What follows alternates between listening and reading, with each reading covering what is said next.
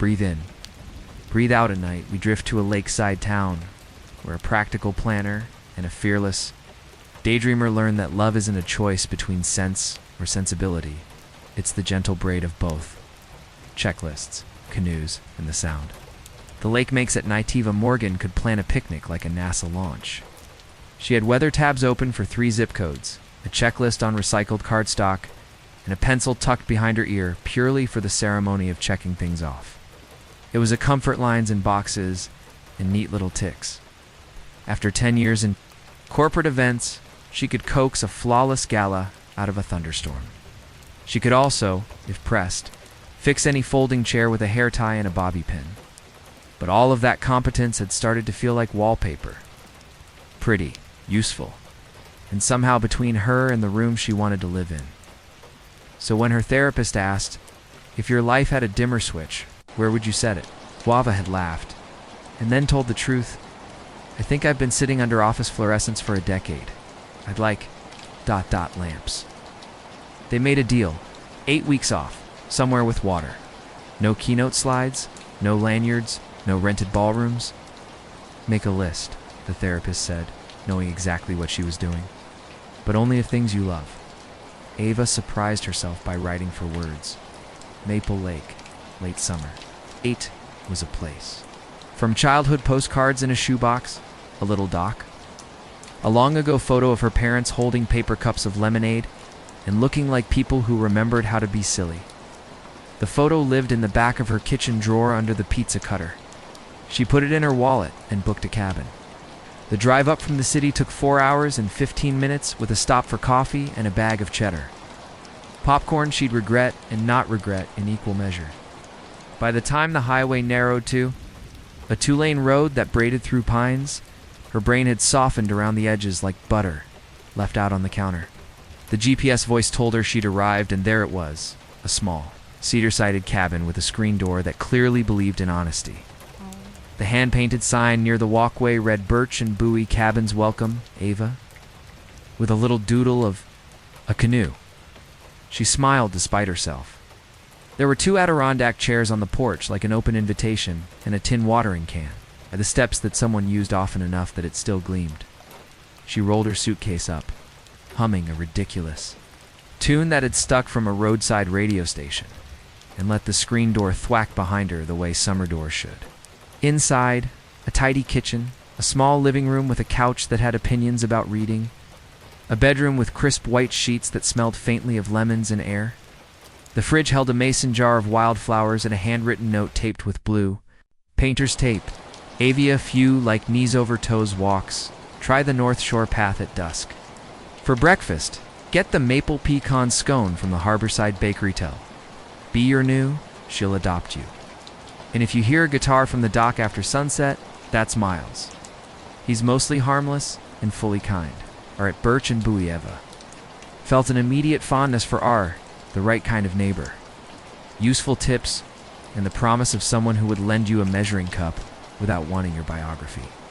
She put the note under a magnet shaped like a loon, ran a hand along the counter just to feel the wood, and opened the back door. The lake made the kind of sound you don't notice until you notice it. A soft hush, a feathered shiver, a very old word for calm. It surprised her. In the city, silence could feel like an accusation. Why aren't you working? Why aren't you doing more? Here the quiet felt like a good host. There you are. Take your time. The dock was short, plain, steady. 2 canoes bobbed against their ropes. The nearest one was painted a cheerful, battered red. Without thinking, she slipped off her sandals and sat with her toes over the edge, the board sun-warm. Under her palms, Ava had decided that this right here sitting, not optimizing, would be her nightly ritual. She made a tiny list in her head because habits don't die. They evolve, sit, listen, breathe, no screens after sundown. She exhaled and let the day shake loose. First, Doc, said a voice. Not loud, not chicorous. Ava turned. Man, in a sun-bleached t-shirt, stood at the path. A coil of rope looped around one shoulder, a dog at his heel whose dignity declared him upper management. The man had hair that couldn't decide between wind and gravity, and the kind of smile you feel in your knees. Not the flirty kind, more like he'd found a penny and wanted you to have it. First in a long time, she said. Does it show? Because you're sitting like the lake might give you a grade. He stepped onto the dock, barefoot, the rope still on his shoulder. I'm Miles. I live one cabin over when I'm not on the water or pretending to be a carpenter. Ava, she said, offering a polite nod, and then surprisingly. A wave that felt less like an icebreaker and more like a shrug of relief. Are you the mostly harmless guitar? He laughed. Depends who you ask. Finn here. He rubbed the dog's chest. Finn accepted it with humility and a small groan of joy, thinks I'm a legend. Finn seems like a good judge of character, Ava said. He's the HR department, Miles replied. He approves new friends and denies squirrels. They stood in a comfortable, almost silence, while the lake wrote tiny cursive along the shore. Miles rested the coil of rope on the dock and crouched to check a cleat knot. It was muscle memory. Work. Ava could tell by the way he glanced up to look at the light skimming the water while his hands moved on their own. You're good at that? She said. Nah, he said, not falsely. I've just done it for 1,000 afternoons. I guide canoe trips, build shelves, fix things, neighbors break, and make music in between. One of those pays, the others pay in pie. He nodded toward the little string of shops across the lane, the bakery with its painted window, the bait shop with a bell so cheerful it should have its own marketing team, the corner store with a bulletin board that likely held the town's entire social calendar. Ava followed his gaze. I'd like to pay for something in pie, she said, and then realized how it sounded like a line, like a reach. He didn't make it weird, just grinned and tilted his head toward the bakery. Then you, Ava of the dock, are in luck. Be bakes to heal and to brag. She'll ask for your whole life story and then tell you you're telling it wrong. I'll bring my bullet points, Ava said, and Miles winced in mock defense. Bullet points, my mortal foe, he said, kidding. People here guide and think I live out of a backpack and eat beans from a can. But any good. River Run starts with a plan you can carry in your head. Trick is remembering that the best days forget your plan and hand you a better one. Like when it rains. Ava asked. Like when it doesn't, he said, eyes on the far cove, where the pines leaned close, as if conspiratorial. When the light goes sideways and the loons start heckling the sun, you can't schedule that. Ava thought of the calendar app that had ruled her for a decade. If love can include hostage syndrome, tenderness, it had kept her alive and good. But it had never once heckled the sun. I'm here to unlearn some things, she heard herself say. You will, he said. So, simply she believed him. Finn decided this was enough philosophy and shoved his head into Ava's hand. She scratched behind one ear and watched the dogs. Eyelids consider closing, then gather themselves for more professionalism. What's the first thing I should learn? She asked. Easy, Miles said. How the lake sounds at night. He jerked his chin toward the water. It changes. People think it's the same hush with a moon on it, but it's not. It's a different instrument. Like the day is a guitar and the night is a stand-up bass. She surprised herself by wanting that very much. To hear bass in the dark. To be the kind of person who knew things like that and didn't apologize for saying them out loud. I'll listen, she said. He stood, gathered the rope. Good. And if you hear the bass playing something you can't place, it's probably me messing up a chord. He took a step back, then paused. There's music on the green tonight. People bring blankets. Pretend we're a town. Is there a sign-up sheet? Ava asked reflexively, Let somebody's uncle then wished she Springsteen hadn't. like he discovered it. Miles grinned. Invited. Only in your heart. Officially. After he left dog rope, easy stride, a little wave that was more gesture than goodbye, Ava sat there longer than she meant. 2. She reached into her tote for the little notebook she'd brought but hadn't planned to use. The cover was navy linen. The first page was intimidatingly blank in the way most first pages are. She wrote, Miles, Finn, base at night. Then smaller, remember not to grade the lake. She put the notebook away and made a quieter list in her. Head, scones, blanket, music. She let the pencil stay behind her ear, even though she didn't need it for anything. It felt like permission. The Harborside Bakery was 3 shops down from a sign that said boat rentals and sandwiches, which struck Ava as either very efficient or very risky. The doorbell made a sound like laughter on purpose, and the air inside was butter, sugar, and whatever life feels like when it's behaving.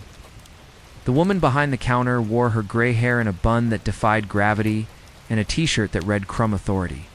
"You must be new," the woman said, looking at Ava. The way a grandmother looks at a grandkid who thinks nobody brought deviled eggs. "I'm B.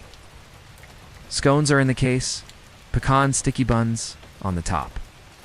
And we have a maple latte that makes grown men cry in a respectable way," I'm Ava, she said, and got, without asking, a maple latte and a pecan sticky bun the size of her hand on the house, B said, sliding them across. "First day policy. Tell R I'm still a soft touch, and don't let Miles talk you into a canoe before you've had lunch." "I was warned about you," Ava said in B's eyes, lit with pure conspiratorial joy. "Good warnings are my love language." She leaned in. "You a list maker or a jumper?" "Historically," lists Ava said. "Then make one," be said, and put jumping on it. She swatted the air like a conductor dismissing a timid clarinet. Next, Ava ate it a little, tabled by the window where the sun knew exactly what it was doing. The sticky bun had a personality. It believed in second chances. She let herself get sugar on her thumb and didn't reach for a napkin right away. On the bulletin board beside the door, a flyer announced music on the green tonight, 7:30. Someone had written, "Bring your version of hope" in the margin. She wanted to know who wrote that. She wanted to become the kind of person who did. Back at the cabin, she changed into a sweatshirt that had been too many air-conditioned conference rooms and deserved a real evening for once. The green sat at the end of a little slope, a tidy clearing with a bandstand that had seen better paint and didn't mind. People arrived in twos and clumps, blankets and lawn chairs, coolers with the satisfying thunk of ice. Bees had their last sips of clover. Kids chalked crooked hearts on the path. No one wore a name badge. Miles appeared as the sun shouldered down between pines, a guitar case over one shoulder, Finn walking like he took attendance. He gave Ava a nod that felt like a secret handshake between practical people who want more than practical. "Made it," he said. "I put it on a list," she said, and he feigned a swoon. "Progress," he said. "You'll be winging things by Tuesday." "I can meet you halfway by Thursday," she countered, and he laughed. Something low and warm that made two women nearby glance over, with smiles they didn't hide. Music happened the way it does when people are slightly sun-tired and completely ready to listen. A teenager with a bucket hat sang like rain on a tin roof. Somebody's uncle did Springsteen like he meant it. An older couple with matching lawn chairs harmonized on an old folk song that made Ava think of her parents' lemonade cups. The sky did its slow-motion miracle and turned the edges of the pines to gold. Be passed around a Tupperware of shortbread, like she were tithing to the mood. When it was Miles's turn, he didn't make a speech. He tuned. He looked at the lake as if asking permission, and then he played. The song wasn't fancy. Felt like you do when you're washing a dish. You actually like. His voice landed in the grass and stayed, like it belonged there. Halfway through, Finn laid his head on Ava's foot, as if that were the only logical thing to do, in a small private way. Something in Ava untied. She tried to name it. Not romance, that was too quick and too easy. Not peace either. Peace was a big word, and she respected it too much to toss it around on night one. It felt closer to permission. Permission to be the version of herself who could hear a stand-up bass in the dark. Permission to want a thing and not turn it into a goal. With milestones and KP is permission to exist in a blanket on a green with a town that did not need her resume. After the music, people didn't rush to their cars because there weren't many. They lingered. Someone lit a citronella torch that tried and failed to look. Romantic, everyone forgave it. Miles packed his guitar slowly like a person putting away a friend. "Walk you back?" he asked. But not in a way that was about safety. In a way that was about sharing the exact temperature of the air. Ava nodded, and Finn led like a small, benevolent king. Talked about nothing that mattered and everything that did. Favorite breakfast foods. How certain songs belong to specific months. The enormous satisfaction of tightening a loose screw and banishing a wobble. When they reached the cabins, Miles paused at the split in the path where his place turned right and hers left. "Listen," he said softly. Ava did. The lake had changed its instrument. It was deeper, slower, patient, not asleep present. She closed her eyes and tried to memorize the shape of the sound. "Bass," she said, smiling. "Right?" he said, delighted like a kid who'd taught a friend the secret knock. "You'll start to hear the variations. Wind from the west makes it hum. No wind makes it think." She didn't know what that meant yet, and she loved that she didn't. "Good night, Miles," she said. "Good night, Ava," he answered. "If you wake up early, sunrise at the North Shore is rude in a friendly way. I'll put it on a list," she teased. He saluted with 2 fingers. "I'll pretend not to approve." Inside her cabin, the lemon-air sheets waited like a promise. Ava brushed her teeth, washed her face slow, and stood at the back door for 1 more minute. The lake kept its baseline. Somewhere down the row of cabins, someone laughed, and then tried to hush their own laugh. The night said, "You're fine." She set her phone face down, climbed into bed, and turned off the lamp before sleep took her. Ava reached for the navy notebook on the nightstand and wrote by moonlight, "I came here to dim the fluorescence. Tonight, I found a lamp." She thought of her parents holding paper cups of lemonade, of bullet points that learned to dance, of a dog who denies squirrels, of a man whose laugh belonged to this air. She thought of permission and of lists that could include jumping. She let go. Then Sunrise she did the that bravest, doesn't need applause. simplest thing a planner can Although do in woke a soft before her bed alarm by because the the dark lake had started to loosen. The way a sweater loosens after a day of being worn kindly. She lay still for a moment, listening not for city sirens or the metallic sigh of radiators, but for the lake. Last night Miles had called it a stand-up bass. In the blue-gray hour before dawn, it sounded like breath, like the world was practicing being gentle. She smiled into the pillow, then swung her feet to the rug and let the cool of the floor say good morning to her skin. She made coffee the slow way, with the little stovetop kettle from the cabin cupboard and grounds that Bea had tucked into her. Bagged because first nights deserve friends. The kitchen window framed a slice of water and 2 pine boughs that wrote cursive against the lightning sky. She ate half of yesterday's sticky bun cold, standing up, which felt both rebellious and perfectly appropriate, and wrote a short line in her navy notebook. Up early, coffee like a hug. The lake practicing kindness.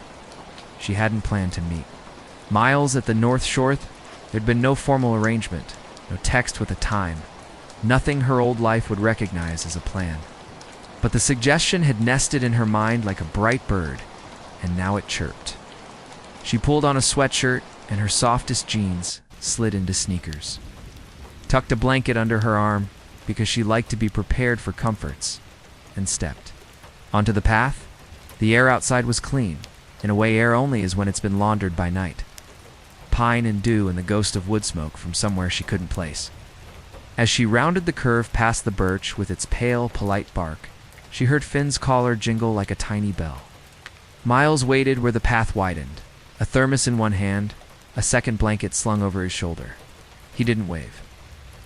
Just looked up and let his face do that thing it did, where it learned hers again, like an instrument tuning to the right note. "Morning," he said, and the word made the air a little warmer. Finn trotted forward and leaned on her shins the way a person leans on a counter to say, "So, how are we doing this?" "Morning," Ava answered. "I brought my own blanket. Very on brand. A backup blanket," Miles said. "That's some high-level planning." "Redundancy," she said, deadpan, and he laughed softly. The sound careful with the hour. They walked the rest of the way without talking. The kind of companionable quiet that feels like you've known each other long enough to skip the part where you explain yourself. The North Shore wasn't far, just a little peninsula with a view that let you watch the day arrive without interruption. No docks, no houses, just a ribbon of sand and driftwood. They spread the blankets and sat hip to hip with a respectably neutral inch between them. Shoulders close enough for the idea of warmth to travel without hurry. The lake pretended it didn't care about the sun. Then, all at once, it cared completely. A pale coin of light rose behind the tree line and began the slow auction of night's last blue. The surface shifted from pewter to brushed silver to the faintest pink, as if someone were coloring it with a shy piece of chalk, a loon called from far off along, echoing voice that felt like a history you don't need to have lived to understand.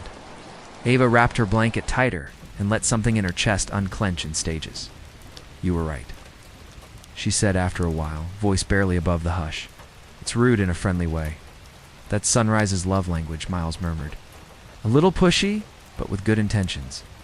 They passed the thermos back and forth, no apologies for shared cups. The coffee inside wasn't fancy, and it tasted better than any she'd had in months. Around them, the world paid simple attention to itself. A dragonfly leveled out like a tiny helicopter. A squirrel performed an overconfident leap and stuck. The landing with panache. Somewhere a screen door thwacked twice, a sound as right as it had been last night. Do you miss it? Ava asked. Not yet sure what it was, but trusting him to find the noun. Sometimes he said, when it's snowing sideways in February and I can't feel my upper lip. I miss the idea of ordering pad thai at midnight and the certainty that something is always open. I don't miss the way time used to sprint away from me and call that ambition. She nodded, looking at the bright edge on the waves. My time didn't sprint. It marched. Crisp corners, uniform lines. I liked it because it looked like purpose. Then one day I looked up and realized I'd been marching next to myself. Miles turned his head, not sharply, just enough that she felt it. Ava, he said in that soft tone good people use when they don't want to hand you a moral, but also don't want to leave you alone with your own rough edges. That's a beautiful way to say something hard. She shrugged, a little embarrassed of her own metaphor. Occupational hazard. I make things sound prettier than they feel. Maybe this is the place to let them feel first, he said. Let sound catch up later. She breathed out long. Maybe. They watched until the sun had settled into its position like someone. Taking their seat in a quiet auditorium, Miles didn't try to fill the space with insights. He didn't point out constellations of clouds or name the birds to prove he belonged. He just sat like a person whose chair had learned his shape. In her old life, morning had always been a tight schedule, braided with caffeine and urgency. Here, morning felt like a friend who could be late and still be welcomed. When the light turned from painted to ordinary, if you can call such a morning ordinary, Miles stood and brushed sand from his palms. I'm taking the red canoe out to check a little inlet for an afternoon trip, he said. You're welcome to come. No pressure. I can also draw you a map with cartoon-level clarity. Ava did a quick inventory of fears and hopes and found, to her surprise, that fear had lost weight overnight. I'll come, she said, before caution could write a memo. But only if there's a safety briefing that includes a joke. You negotiating for a joke? Miles grinned. That's bold. I'll get to. They walked back to the dock where the red canoe waited like a cheerful promise. Miles moved with that understated competence she'd noticed yesterday. The paddles tucking a dry bag under the seat, clipping Finn's little flotation vest with the dignity such a vest required. Ava appreciated the ritual. It reminded her of backstage checks before an event, the methods that make magic look effortless.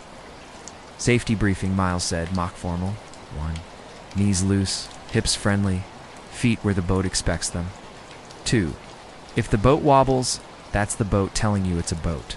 It's not a criticism. 3. If we tip, we don't. 4. There are no wrong strokes, only the ones that make funny circles. My jokes aren't great until the second. Beat. Give them time. Acceptable, she said, biting back a smile. Do I get a paddle? You get the good paddle, he said, handing her one with a smooth grip. It belonged to Bee's late husband. She loans it to people she thinks will return it better than they found it. A little solemnity landed and sat between them like a candle. Ava ran her thumb along the warm wood. I will, she said. They pushed off Miles in the stern, Ava in the bow. The Finn positioned like a furry figurehead with a union card. The canoe tilted and then remembered itself. Ava felt the water receive them, cool and unquestioning. She learned the rhythm of the paddle, the way it entered the water, like a handshake, not too hard, not too soft. Miles called out a beat now, and then easy, easy, let it travel. Yes, that, and when she found the pace, she felt it in bones, underneath muscle. As if her body knew this from a long time ago and was relieved to be asked to remember. Asterisk.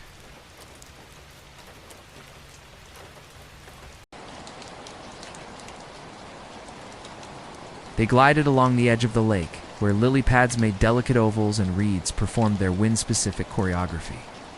Ava thought about how many instructions she'd taken in her life, how often she obeyed out of habit, how rarely she'd been given a directive as kind as let it travel. The phrase worked on water, and it turned out, tell me something. Your lists don't know about you? Miles said after a while. Casual as a cloud, Ava took a few strokes, considering. I own 3 cocktail dresses and 2 hammers. She said, I've never used the hammers for anything beyond hanging frames. But holding them makes me feel like I could solve a problem. That tracks, he said, smiling at her back.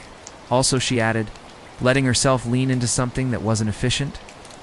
When I was a kid, I used to line up crayons by the colors I felt, instead of the colors they were labeled. Yellow. Sometimes went with blue, if the sky had been kind to me that day. Miles made a satisfied sound that made her feel seen without being on display. You were always great at systems, he said, and wise enough to invent your own. Turn, she said, glancing at him over her shoulder. Tell me something the lake doesn't already know. I keep a list too, he admitted. Not on paper. In my head. People I could call at 2 a.m. I make sure the list never gets shorter. And once a month I pick one of them and fix something at their house without telling them. It needed fixing. Ava turned fully now, the canoe obeying her balance. That's intimate and sneaky. 2 of my better qualities, he said mildly. It's my way of telling the universe I'd like to keep being useful without keeping score. They paddled onward into an inlet that narrowed and then back out into a wider mouth of water. A heron rose from the far reeds, prehistoric and elegant, like royalty that refused to retire.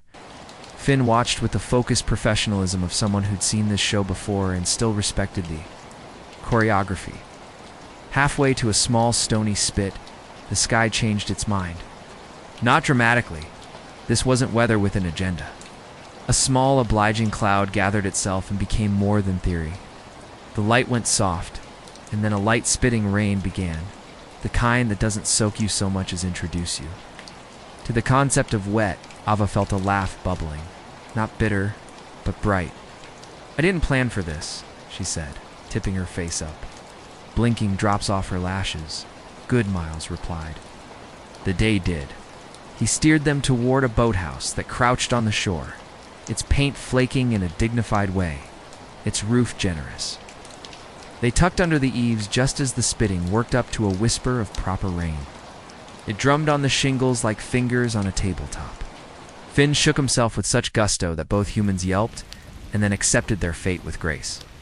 Inside, the boathouse smelled like rope, cedar, and old summers. Sunlight came through the slats and polite bars. An ancient radio sat on a shelf. And, at Miles's nudge, sputtered to life with a local station that seemed to believe everyone at the lake was either on a porch or wanted to be. Ava settled on an overturned crate, the paddle across her knees, the edges of her sweatshirt damp enough to count as a story later. This is nice, she said, and meant it in nouns not as faint praise, but as a statement of being. This, here, now, is nice. It is, Miles said. Rain is the lake's intermission. They talked in that rainy kind of way, the soft confessions people make when the world narrows to the circle of their voices. Ava told him about the gala in March, where a snowstorm had stranded the keynote speaker 2 states away, and how she'd taken the stage in her sensible heels and told a room of donors 3 true stories about the nonprofit's work until they cried and wrote checks anyway. Miles told her about the winter he took Finn camping in a park that closed in December. How they learned the particular creak of cold trees and the way your breath can look like speech in temperatures that tilt brave. Somewhere in there. Stopped looking directly at each other and looked at the rain instead, which made it easier to say the things that always sound rehearsed in daylight. Ava admitted that she didn't know how to rest without turning it into a goal. Miles admitted that sometimes he worried he'd traded ambition for contentment, and that the ledger might look lopsided in an unkind light. "What if it's not a trade?" Reva said after a stretch, surprising herself by defending his life to him. "What if it's a merger, and their assets only make sense together?" He chuckled softly. "You just made my choices sound like a well-advised acquisition." "I promise not to make a slide deck," she said, and they both laughed, the kind of laugh that makes a small room feel tender rather than tight. When the rain tapered off the way a story does when it knows its own ending, they pushed back into the light. The lake had the sheen it gets after a Rinsler's crisp, outlines more honest. They paddled slow, not because they were tired, but because the day had declared there was no need to hurry. On the way back, Miles let Ava steer, talking her through. The little finesse moves the draw stroke, the sweep, the way the canoe listens best when you don't shout. She did well enough to make herself proud, and badly enough to feel human. It was a good combination. At the dock, they beached the canoe and tipped it to drain the small collected rain in its belly. Ava ran the towel from the boathouse along the Paddleby had entrusted to her, careful, grateful, like you do when someone lends you part of their past. The sun performed its best post-rain glow, but didn't brag. "Lunch?" Miles asked, casual as offering a glass of water to a thirsty person. "I know a place where the grilled cheese has an accurate worldview." "Accurate how, it believes?" "In balance. Butter on both sides. I accept." The place was called Larkspur, a small cafe with a chalkboard that had handwriting you could trust. The owner R, as it turned out, a woman named Rowan with forearms like a carpenter and an R. Apron like a painter waved them in. Didn't drown. She teased, and Miles held up the intact paddle like a trophy. "Returned in better condition than borrowed," he said, solemn as a vow. Rowan looked at Ava and nodded once. A welcome, an approval, a wheel dash, keep dash, and dash, I dash, on dash, you without menace. Ava felt folded in rather than judged, which was a new and agreeable sensation. They ate grilled cheese with tomatoes that tasted like the word, agus and potato soup that had opinions about comfort. Finn lay under the table making small, satisfied sounds at appropriate intervals. Round them, the cafe held slices of town, a pair of teenagers sharing, a milkshake and performing the sacred ritual of pretending not to look at each other. An older man reading a paperback mystery while occasionally tapping the table in time with the radio, be arriving with a plate of Tell cookies, me your favorite small, leaving with the unimportant satisfaction hill of to die someone on, who is Miles delighted said a room, between bites. asterisk. Ava thought. People who return their shopping carts to the corral are doing the work of civilization. You sandwiches cut diagonal taste better. He said, "I'll fight anyone's grandfather on this." "Correct," she said, pointing with half a crust. "But only if the bread is sturdy. See? We're aligned where it matters." A bell tinkled as the door opened and a woman in scrubs stepped in, the same woman from last night's green, if Ava wasn't mistaken.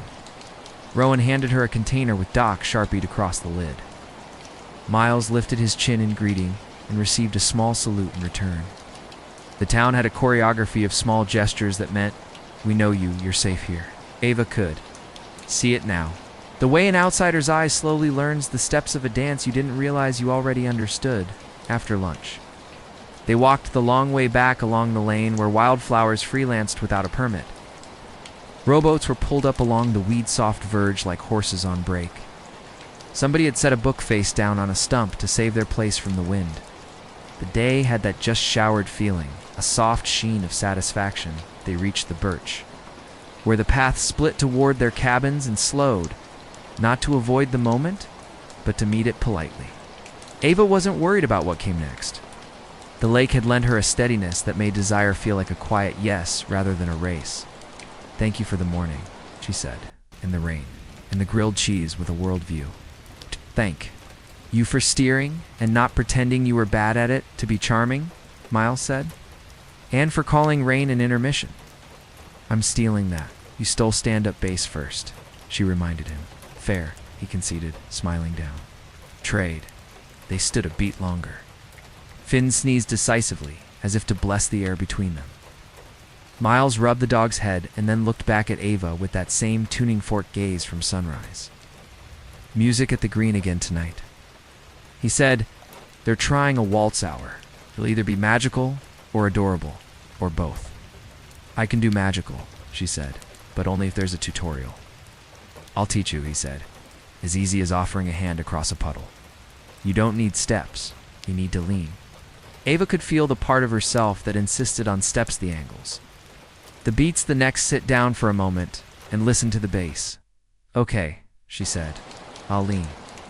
They parted with a wave, not because they were shy, but because there is value in letting good things breathe. In her cabin, Ava showered the lake off her shins and the rain out of her hair. She opened her notebook and wrote more than she'd planned. About the thermos passed back and forth, about the heron with its prehistoric grace, about the boathouse, and the radio, and the small dignity of toweling a borrowed paddle to shine. She didn't grade any of it. She didn't even reread it for neatness. She just let the ink be proof in the late afternoon. She wandered to Bee's to return the clean napkin she'd borrowed for the sticky bun situation and to acquire more scones in the name of diplomacy. Bee leaned on the counter and listened. Like a professional as Ava described the rain, "Good," Bee said at the end, as if Ava had reported in from a training, got baptized. Ava laughed and felt like one. "Also, I have your husband's paddle to thank for my character development." Bee's face softened, that specific soft of people who carry love past the point where it needs explaining. Liked people who handled old things with new respect. She said, "Sounds like you did both." On her way out, Ava paused at the bulletin board. A new note had appeared beneath the music on the green flyer. Waltz, H-O-U-R. No partners needed, only friendly knees. Someone maybe the same hand as yesterday's Bring Your Version of Hope had added. Lean more than you lead. Ava touched the corner of the paper like you might touch the shoulder of a brave friend. Dusk did what dusk does in good places. It bled the day into the evening without asking for applause. People carried blankets like promises. Lanterns came on in the bandstand. Summer's idea of stars arriving early. Miles found her near the back, the space where spectatorship turns to participation with less pressure. Offered a hand no. Flourish, just palm, warmth, human hand. She took it. "I'm warning you," she said. "I have 3 left feet, and 2 of them are metaphorical." "Lean," he murmured, placing one of her hands on his shoulder and letting the other nest in his. That's the whole syllabus.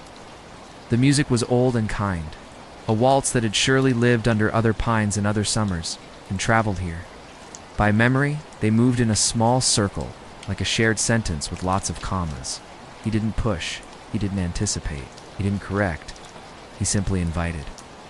Ava let her gaze rest at the notch of his collarbone because looking into his eyes for too long might count as a decision she wasn't ready to grade. She felt the pattern settle in her knees, then in her breath. At one point she stumbled, not drama. Just a little miscommunication between left and right. Miles kept the circle going without comment. The way a good conversation absorbs it. Pause, without suspicion. "See," he said, quiet. "Leaning works." "I keep wanting to count," she admitted. "You can," he said. "Count if it helps, but let the song do the math. You do the feeling." She laughed, so softly it barely registered. The lantern light bent around them. Finn sprawled at the edge of the green in the universal dog posture. "For my people are doing fine things without me. I approve." Be swayed by with Rowan, the 2 of them sharing something that looked like 30 years of inside jokes. The world was simple without being small. They danced to more songs in that same radius of calm. On the 3rd, a little girl, in a purple dress, tapped Ava's elbow and said, with the gravity of an ambassador, "Excuse me, can I cut in?" Miles performed a bow of such exaggerated dignity that the girl's giggle attempted to escape her mouth, and had to be contained in both hands. Ava seated gracefully, watching as he took slow steps with a seriousness that was exactly right for her.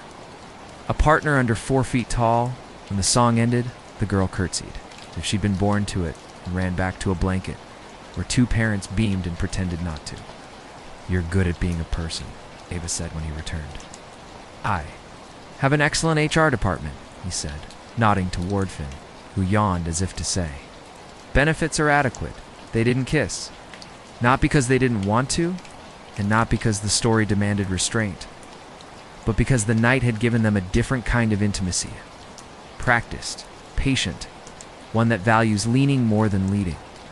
They walked back in that suite. Post-music quiet, where the crickets volunteer as percussion and nobody minds.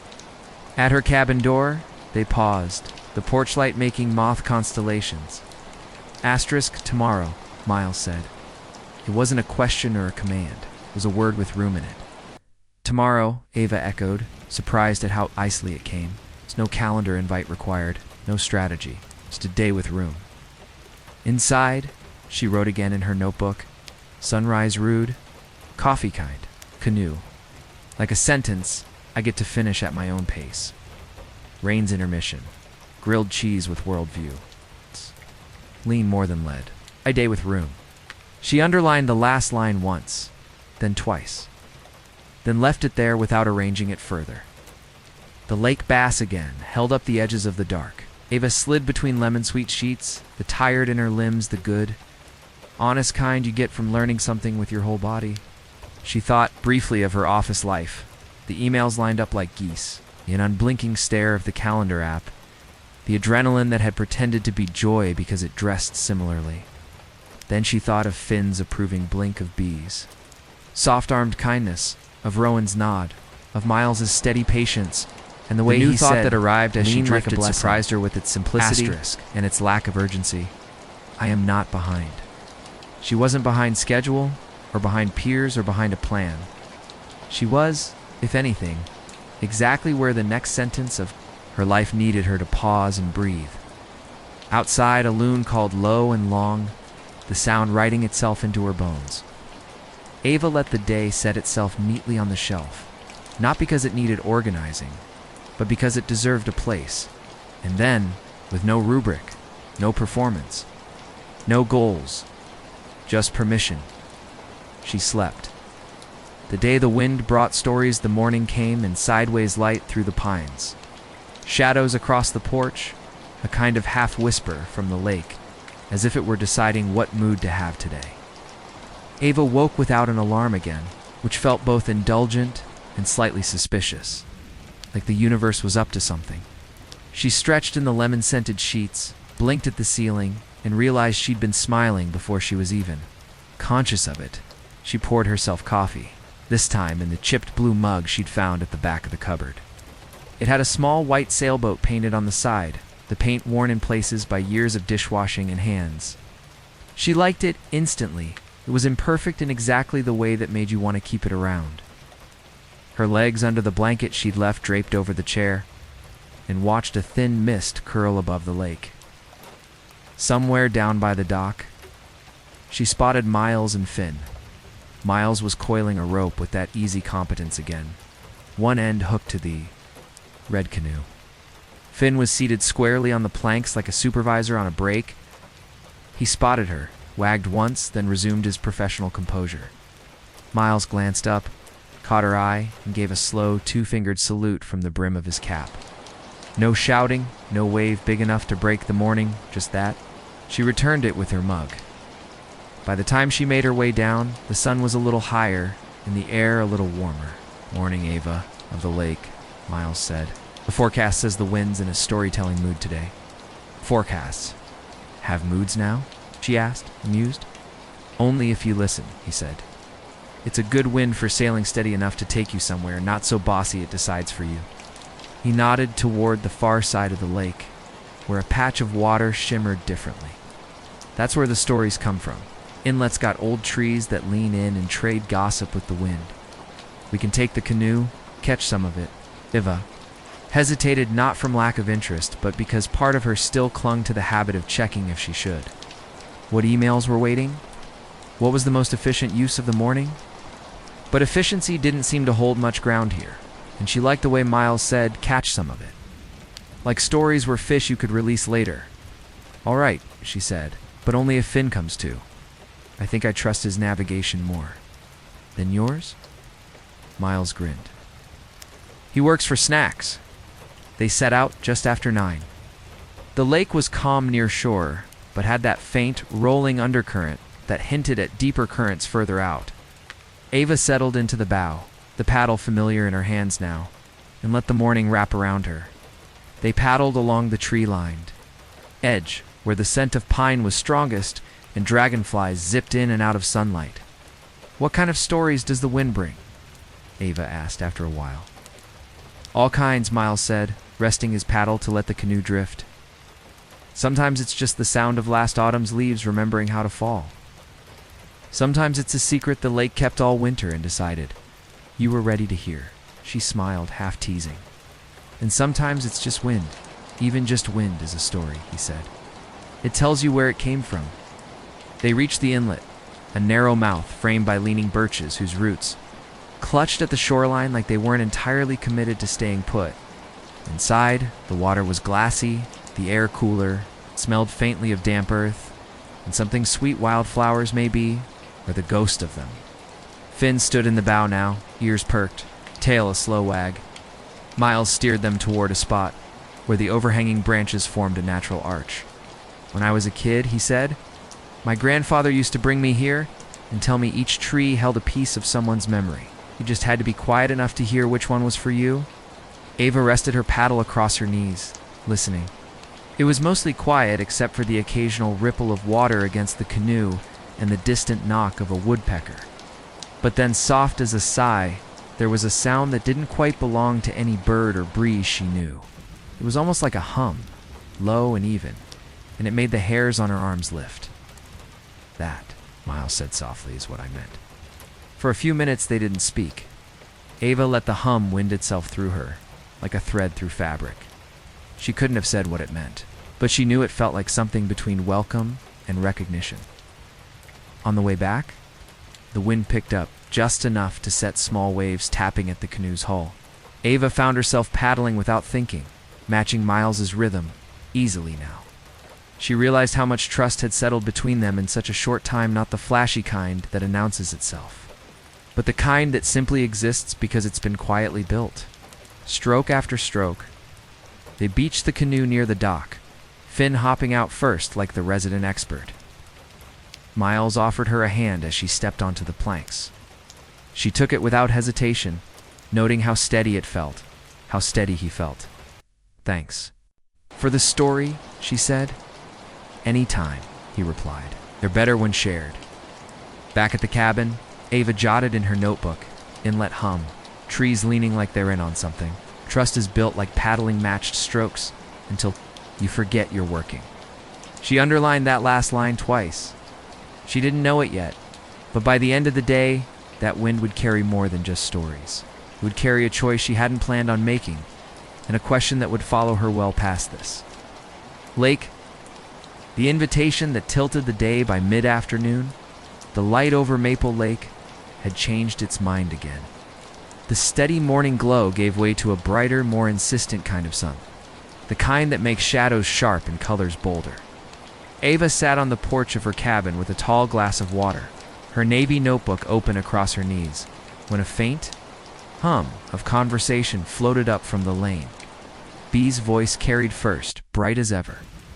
"I'm telling you, Rowan, if he doesn't play that song at the festival, people will mutiny." Then Rowan's deeper even tone.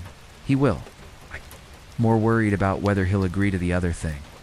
The other thing made Ava glance up just as Miles appeared at the bend in the lane, Finn pacing at his side, a folded piece of paper in his hand. He looked like someone weighing whether to toss a stone into the lake or keep it in his pocket. When he reached the porch, he paused at the bottom step. "Delivery," he said, holding out the paper. Ava took it. Unfolding the creases to find a flyer printed on pale yellow stock, Maple Lake Summer Festival, Saturday at the Green, music, food, local crafts, boat parade at sunset. In the corner, someone had scrawled in pen, "Sign up by tonight for boat."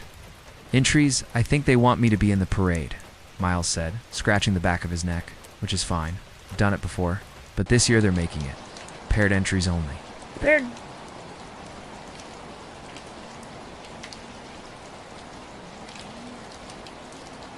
Paired, Ava asked, already suspecting. Where this was going, he nodded. Pushing for community connection means each boat's got to have 2 people. And if you're a solo entry, they pair you with someone else. Random draw. Sounds harmless enough, she said, then caught the flicker in his expression.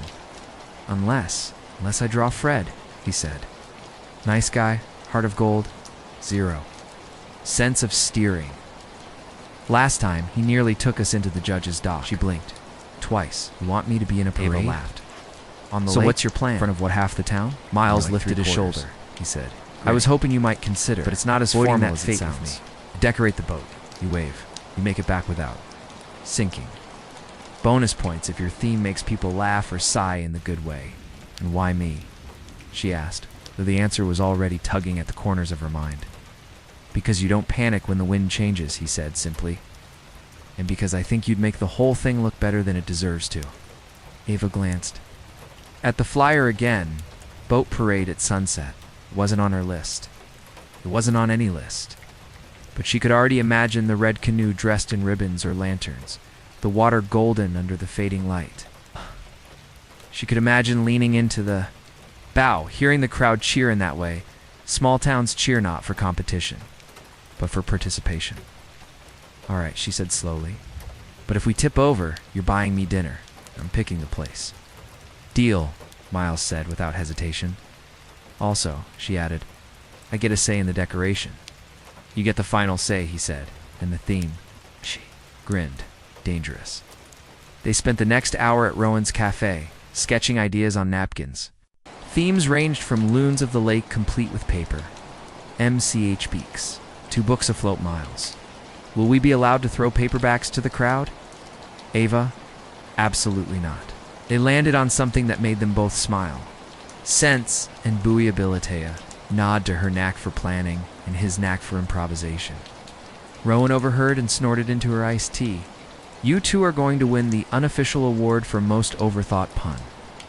That's the point, Ava said. The rest of the afternoon unfolded in a way that reminded Ava how different Busy felt here.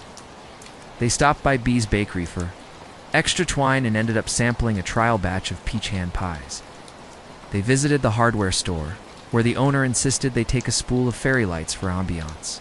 They even raided Miles's shed for old boat lanterns that still smelled faintly of kerosene and adventure.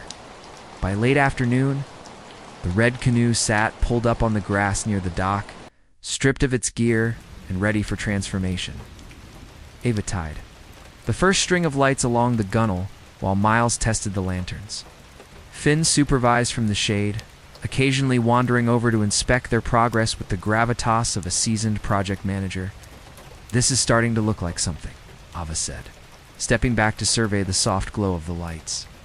Against the weathered red paint, it's starting to look like we might not embarrass ourselves, Miles agreed.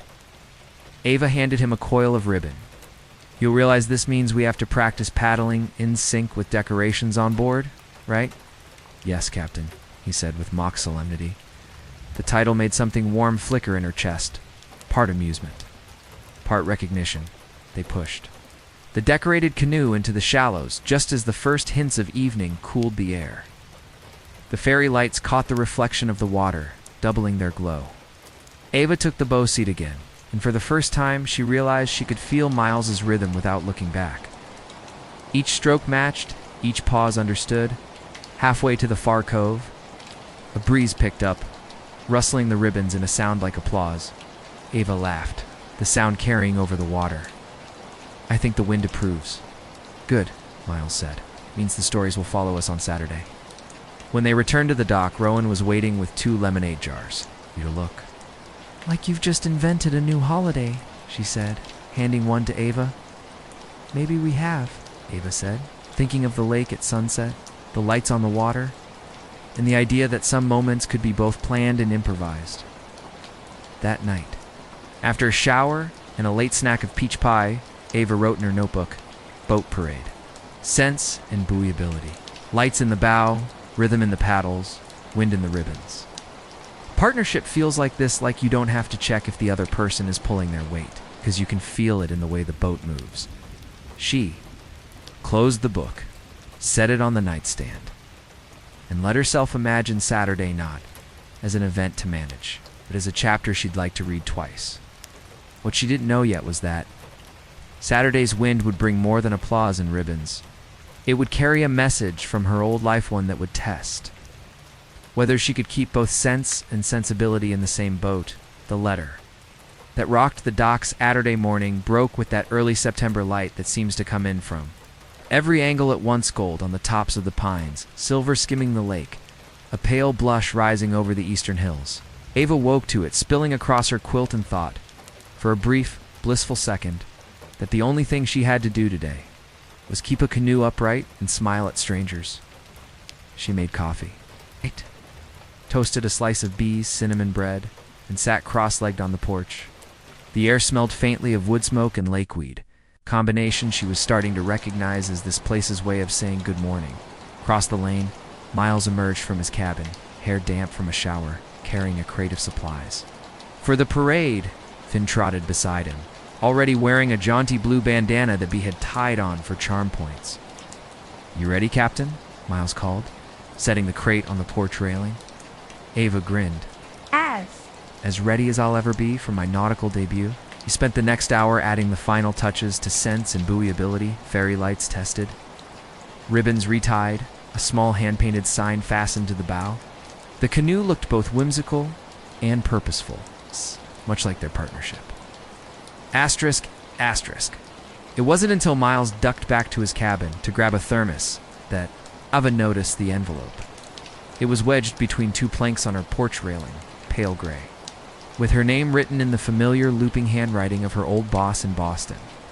She hesitated before picking it up. Cool paper, somehow heavier than it should have been.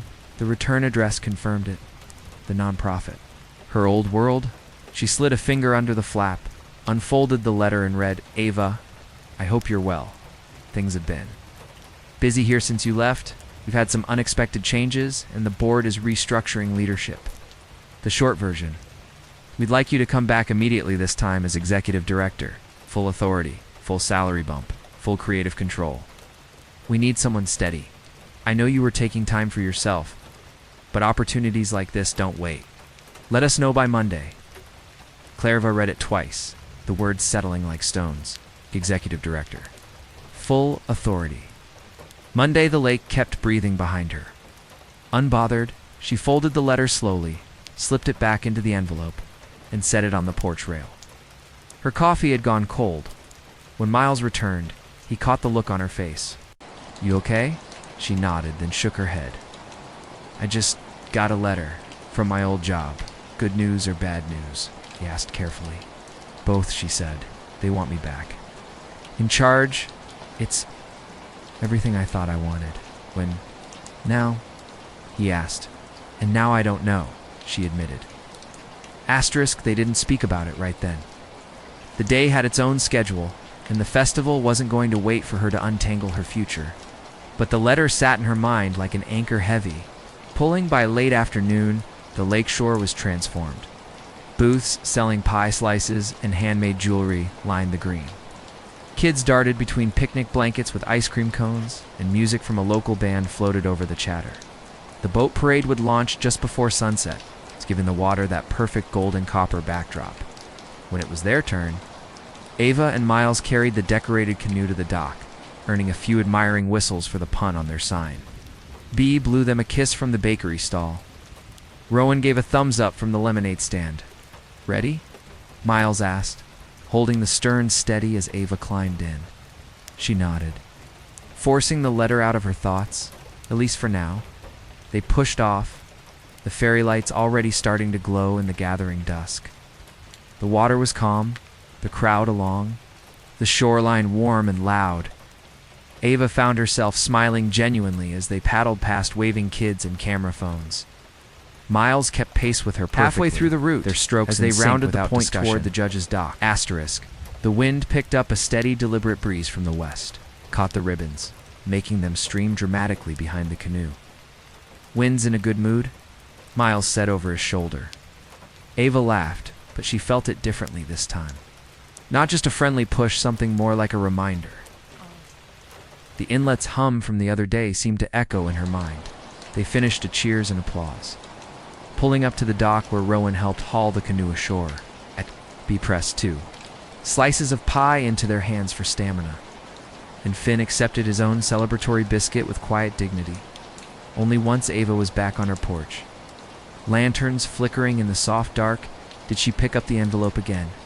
She traced her finger over the handwriting, listening to the lake's bass line in the night air.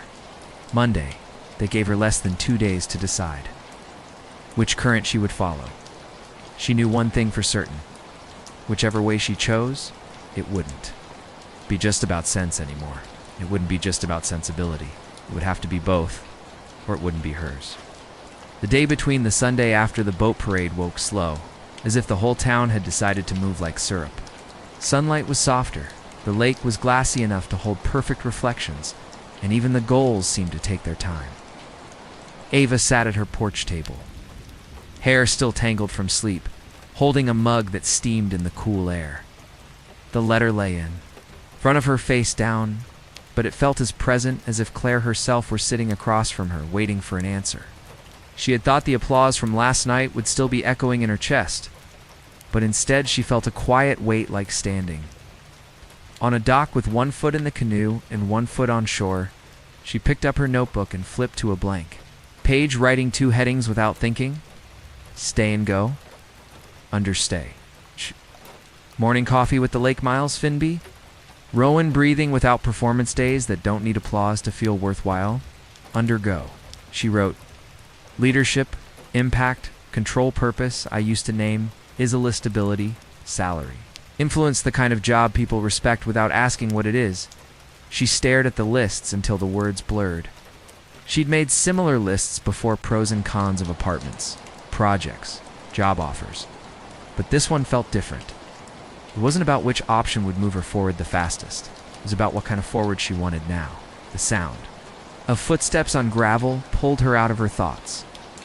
Miles appeared, Finn at his side, holding 2 paper cups from the cafe. Peace offering, he said, handing her one. What are you apologizing for?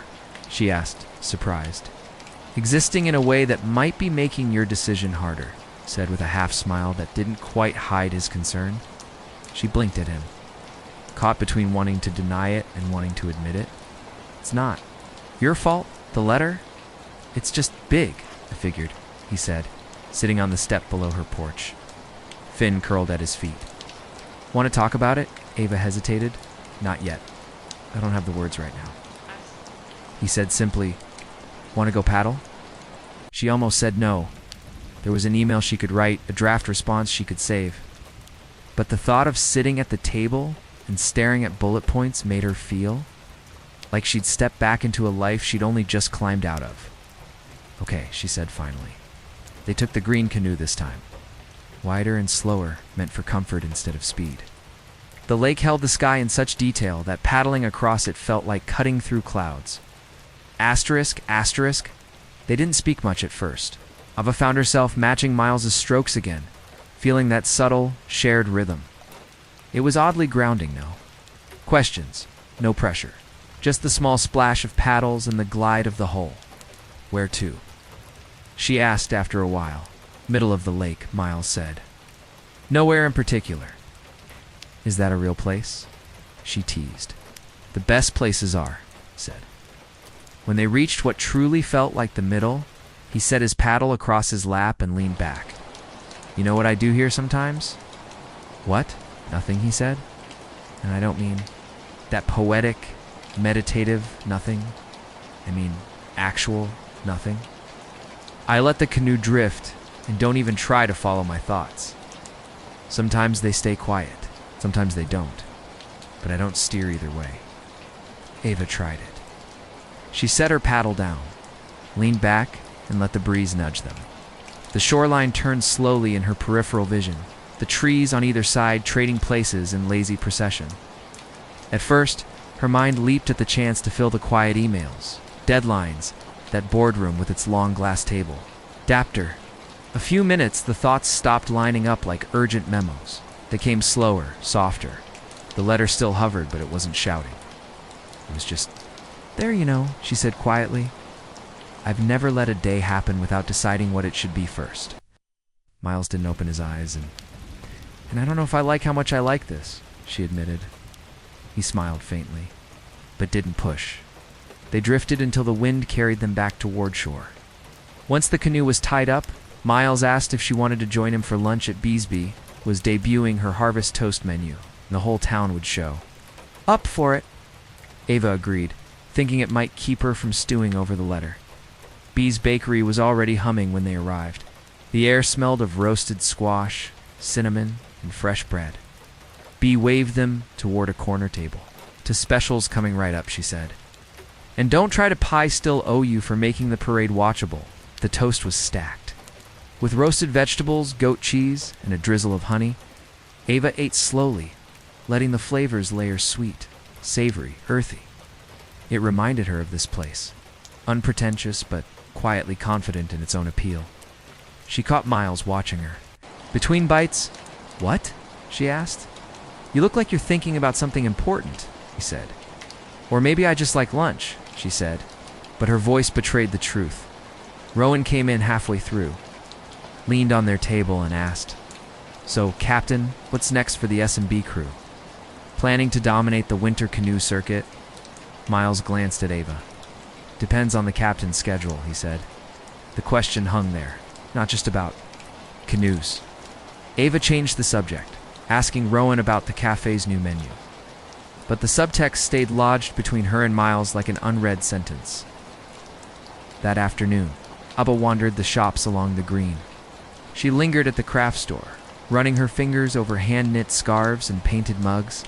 She bought a small wind chime made from smooth lake stones, strung together with twinnet, made a soft, clinking sound she already knew would be her favorite part of the porch. When she returned to the cabin, the letter was still on the table. She picked it up, opened it again, and read it slowly. Executive Director. Full creative control. Monday deadline. It felt like someone was offering her a map back to a place she'd once loved, but the roads on that map had changed. And so had she. She took the letter to the dock, sat with her feet dangling over the water, and let the evening settle in around her. The air was cooler now, the lake shifting into its evening bass line. She thought about the inlet's hum, about the fairy lights on the red canoe, about Miles calling easy over his shoulder in that calm way that made the word mean more than it should. Finn padded down the dock and sat beside her, his fur warm against her leg. Miles followed a moment later, holding 2 mugs of tea. "Still deciding?" he asked, sitting cross-legged opposite her. "Still deciding," she confirmed. He didn't tell her what to do. He didn't even ask which way she was leaning. Instead, he told her about the first time he'd left Maple Lake when he was 22, chasing a job in a city that seemed like the only place worth being. How he'd loved it at first, the rush and noise, the illusion that every day was a step towards something monumental. How it had taken him years to realize he missed the things that didn't need to be monumental to matter. Asterisk. "It's not that one is better than the other," he said. "It's just, you can't live both at the same time. You can visit, but you can't live both." Ava looked out at the water. "I wish I could," I know, he said quietly. They sat until the mugs were empty and the air turned cool enough for her to pull her blanket tighter. When they stood, he reached out and took her empty mug without asking, tucking it under his arm. It was a small gesture, but it felt like part of a bigger one that didn't demand she choose now, but would hold steady no matter what she chose. That night, Ava lay in bed with the letter on the nightstand and her notebook open beside it. She wrote, "The middle of the lake is a place. Drift is a decision. Some days don't need me to steer. Some do, which kind is Monday?" She didn't answer the question. She turned out the light and let the lake's bass line carry her toward morning. Knowing it would be her last sleep before she had to choose which current to follow, Monday, the current splits Monday began before she opened her eyes. Not in the way of alarms or deadlines, no shrill beeps, no vibrating phone on the nightstand, but in that quiet pressure that comes when a day already knows it's important. The air felt different, like it had dressed itself for something formal. Ava lay in bed for a long moment, the lemon-sweet sheets warm against her legs, the steady bass of the lake pulsing just outside the open window. She reached for her notebook and found last night's sentence staring back at her, "Which kind is Monday?"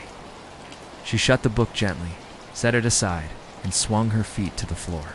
The cold boards under her toes were grounding like stepping into the shallows before a swim. "You're not sure you want to take." The letter sat where she'd left it on the nightstand. Claire's looping handwriting, the pale gray envelope. She didn't open it. She didn't need to. Every word was memorized now. Each one weighted. Executive director. Full creative control. Monday deadline. The clock on the dresser said 6:17 a.m. She had until 5 p.m. to send her answer. She made coffee and took it to the porch, tucking herself into her chair with the blanket around her shoulders. The lake was glass again, holding the sky in perfect reflection. It struck her how still it was, as if it too were waiting to see which way she'd go half an hour later. Miles appeared at the path, Finn trotting ahead in his blue bandana. Miles lifted a hand in greeting, then slowed when he caught sight of her expression. "Today?" he asked. "Today," she said. He didn't climb the steps right away. "Want company?" "Yes," she said, surprising herself with how quickly the word came. He joined her on the porch, sitting sideways in the chair opposite hers, his arm draped over the back. Finn settled between them, sighing deeply, as if volunteering to hold. "The space? You going to the cafe this morning?" Miles asked. "Probably," she said. "B will try to bribe me with scones and unsolicited advice. She's good at both," he said. Oh.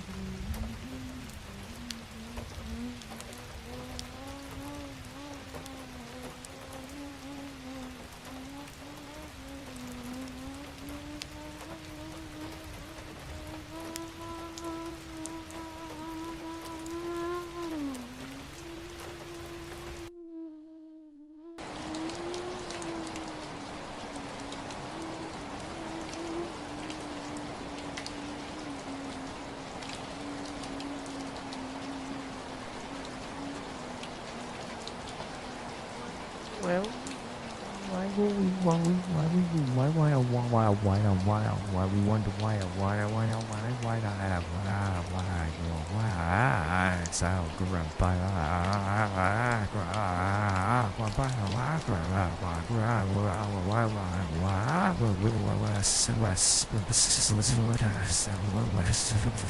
She'll just nod at you like a lighthouse until you figure it out yourself. Ava smiled faintly. Lighthouse nods might be what I need. By the time she walked into the Harborside Bakery, the morning rush was just tapering off. B was behind. The counter, sliding the last tray of maple scones onto the display. "Well," he said, no preamble. "Deadline's today," Ava said. B's brows arched. "And you're here, not in front of your laptop." "That's intentional," Ava said. B handed her a scone without asking for payment. "Think with your mouth full, darling. Sometimes answers hide behind butter." Ava sat at the window. Table unwrapped the scone and watched the lake through the glass. The light was shifting already, that subtle late summer tilt toward gold. She took a bite, the maple sugar crackling under her teeth, and thought about how in her old life, Monday mornings were never still. They were a sprint before her shoes were even tied. She didn't write in her notebook, didn't check her phone. She just let herself sit until Rowan came over with a refill for her coffee. "You look like you're about to choose something important," Rowan said. "I am," Ava said. Rowan set the pot down and leaned on the back of the chair across. From her, "Here's the thing about important choices," she said. "They're never between a bad thing and a good thing. They're between two good things that will make you into two different people. The question isn't which is better, it's who you want to be." Ava sat with that, the words soaking in. "I'm not sure which me I like better," she admitted. "That's because you're still looking at them both from the dock," Rowan said. "Step into one boat. See how it feels." She left the bakery with the paper bag warm in her hand, and the advice even warmer in her head. The path to her cabin felt shorter than usual, though she walked slow. Miles was on the dock when she returned, sitting with his legs dangling over the edge, tossing small sticks into the water for Finn to chase. He glanced over his shoulder when he heard her approach. "How's the lighthouse?" "Ah," he asked. "Blinding," she said, lowering herself to sit beside him. He offered her a stick for Finn. She tossed it, and the dog leaped in with unshakable confidence. splashing back moments later with the prize in his teeth. "I've been thinking," she said, staring out at the water. "When I left Boston, I thought I was taking a break from my life. But it feels more like I pressed pause on one movie and started another. And now I can't decide if I want to go back to finish the first one or see how the second plays." "Out." Miles nodded. "They're both yours," he said. "The only wrong choice is trying to watch them both at the same time." She glanced at him. "You're not making this easier." "Not trying to," he said. "Easy isn't always right." "Right." They sat in silence for a while, watching Finn shake lake water onto the boards, then stretch out in the sun. By noon, Ava knew she needed to be alone if she was going to decide. She told Miles she was going for a walk and he didn't offer to come along, just said, "See you later." In a way that made it sound like he trusted she'd come back, she took the North Shore path, the one Mara had first recommended on, her welcome note. The trail wound through pines and birches, opening occasionally to glimpses of the lake. The air was warm, but edged with the first hints of autumn. Halfway around, she stopped at a bench that looked out over the inlet where the trees leaned in and the water stilled. She sat, closed her eyes, and listened for the hum she'd heard. With Miles days ago, it came faint, low, steady. The sound felt like it belonged to a place that would keep existing whether or not she stayed, and maybe that was the point. Her choice wasn't about what the lake needed. It was about what she needed, and which self she wanted to carry forward. Back at the cabin, she brewed tea and sat at the small table with her laptop open. The letter lay beside it. She typed out 2 responses in separate documents. The first said, "Claire, thank you for the offer. I'll return to Boston this month. Decided to take the reins and lead us forward." The second said, "Claire, I'm honored, but I'm not coming back. My path has shifted, and I need to follow it." She'll read them both, her chest tightening for different reasons each time. At 3:42 p.m., she closed both documents without sending either. Instead, she walked to Miles's cabin. It was in the yard, sanding. A piece of wood on a sawhorse. Finn lay in the grass nearby, ears twitching at flies. "You free for a paddle?" she asked. He looked up, surprise flickering across his face, then a small smile. "Always." They took the red canoe this time. No decorations, no audience, just the 2 of them and the water. The late afternoon light turned the lake copper, the kind of color you want to wrap yourself in. Halfway across, Ava stopped paddling. "I need to tell you something," she said. Miles let the canoe drift. Waiting. "I'm going to stay," she said, the words landing with more relief than she expected. "I'm saying no to the job, to the city, too. That version of me, at least for now." His shoulders relaxed, just slightly. "You sound sure." "I am," she said. "It's not that the job's bad, it's that it's not mine anymore. I want mornings like this. I want the inlet hum and bees scones and fin shaking water on my shoes. I want," she trailed off, meeting his eyes, "want to see what happens here." For a moment, he didn't speak, just held her gaze with that steady, unhurried way he had. Then he nodded once. "Good," he said simply. "Then we'll make it worth staying for." They paddled back in easy rhythm, the sun lowering behind. Them. When they reached the dock, Bee was there with a pie for your courage, and Rowan leaned against the railing with an approving nod that felt like the lighthouse's final signal. Asterisk.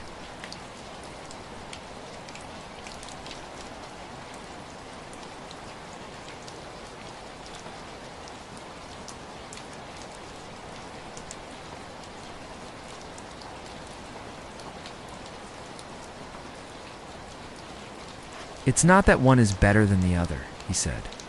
"It's just, you can't live both at the same time. You can visit, but you can't live both." Ava looked out at the water. "I wish I could," he said quietly. They sat until the mugs were empty and the air turned cool enough for her to pull her blanket tighter. When they stood, he reached out and took her empty mug without asking, tucking it under his arm. It was a small gesture, but it felt like part of a bigger one that didn't demand she'd choose now, but would hold steady no matter what she chose. That night, Ava lay in bed with the letter on the nightstand and her notebook open beside it. You're out the middle of the lake is a place. Drift is a decision. Some days don't need me to steer. Some do. Which kind is Monday? She didn't answer the question. She turned out the light and let the lake's bass line carry her toward morning, knowing it would be her last sleep before she had to choose which current to follow. Monday. The current's blitz Monday began before she opened her eyes. Not in the way of alarms or deadlines, no shrill beeps. No vibrating phone on the nightstand, but in that quiet pressure that comes when a day already knows it's important. The air felt different, like it had dressed itself for something formal. Ava lay in bed for a long moment, the lemon-sweet sheets warm against her legs, the steady bass of the lake pulsing just outside the open window, and found last night's sentence staring back at her. Which kind is Monday? She shut the book gently, set it aside, and swung her feet to the floor. The cold boards under her toes were grounding, like stepping into the shallows before a swim you're not sure you want to take. The letter sat where she'd left it on the nightstand. Claire's looping handwriting, the pale gray envelope. She didn't open it. She didn't need to. Every word was memorized now, each one weighted. Executive director, full creative control. Monday deadline. The clock on the dresser said 6:17 a.m. She had until 5 p.m. to send her answer. She made coffee and took it to the porch, tucking herself into her chair with a blanket around her shoulders. The lake was glass again, holding the sky in perfect reflection. It struck her how still it was, as if it too were waiting to see which way she'd go half an hour later. Miles appeared at the path, Finn trotting ahead in his blue bandana. Miles lifted a hand in greeting, then slowed when he caught sight of her expression. "Today?" he asked. "Today," she said. He didn't climb the steps right away. "Want company?" "Yes," she said, surprising herself with how quickly the word came. He joined her on the porch, sitting sideways in the chair opposite hers, his arm draped over the back. Finn settled between them, sighing deeply, as if volunteering to hold. "The space you go into the cafe this morning?" Miles asked. "Probably," she said. "Bea will try to bribe me with scones and unsolicited advice. She's good at both," he said. "Rowan's running the counter today. She just nod at you like a lighthouse until you figure it out yourself." Ava smiled faintly. "Lighthouse nods? Might be what I need." By the time she walked into the Harborside Bakery, the morning rush was just tapering off. Bea was behind the counter, sliding the last tray of maple scones onto the display. "Well," Bea said, no preamble. "Deadline's today," Ava said. Bea's brows arched. "And you're here, not in front of your laptop." "That's intentional," Ava said. Bea handed her a scone without asking for payment. "Think with your mouth full, darling. Sometimes answers hide behind butter." Ava sat at the window. Table unwrapped the scone and watched the lake through the glass. The light was shifting already, that subtle late summer tilt toward gold.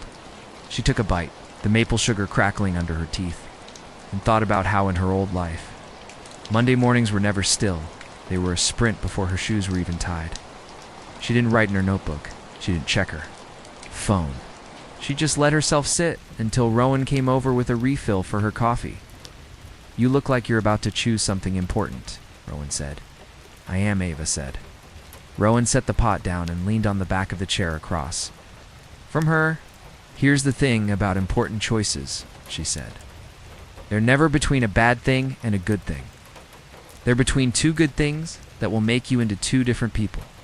The question isn't which is better, it's who you want to be." Ava sat with that, the words soaking in. "I'm not sure which me I like better," she admitted. "That's because you're still looking at them both from the dock," Rowan said. "Step into one boat. See how it feels." She left the bakery with the paper bag warm in her hand, and the advice even warmer in her head. The path to her cabin felt shorter than usual, though she walked slow. Miles was on the dock when she returned, sitting with his legs dangling over the edge, tossing small sticks into the water for Finn to chase. He glanced over his shoulder when he heard her approach. "How's the lighthouse?" he asked. "Blinding," she said, lowering herself to sit beside him. He offered her a stick for Finn. She tossed it. The dog leaped in with unshakable confidence, splashing back moments later with the prize in his teeth. "I've been thinking," she said, staring out at the water.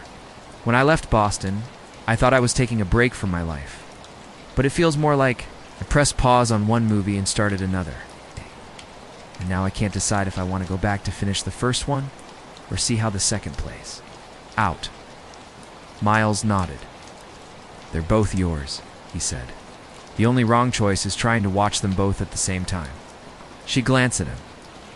You're not making this easier. Not trying to, he said. Easy isn't always right. They sat in silence for a while, watching Finn shake lake water onto the boards, then stretch out in the sun. By noon, Ava knew she needed to be alone if she was going to decide. She told Miles she was going for a walk, and he didn't offer to come along, just said, "See you later," in a way that made it sound like he trusted she'd come back. She took the North Shore path, the one Mara had first recommended on, her welcome note. The trail wound through pines and birches, opening occasionally to glimpses of the lake. The air was warm but edged with the first hints of autumn. Halfway around, she stopped at a bench that looked out over the inlet where the trees leaned in and the water stilled. She sat, closed her eyes, and listened for the hum she'd heard.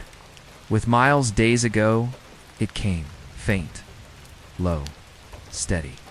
The sound felt like it belonged to a place that would keep existing whether or not she stayed, and maybe that was the point.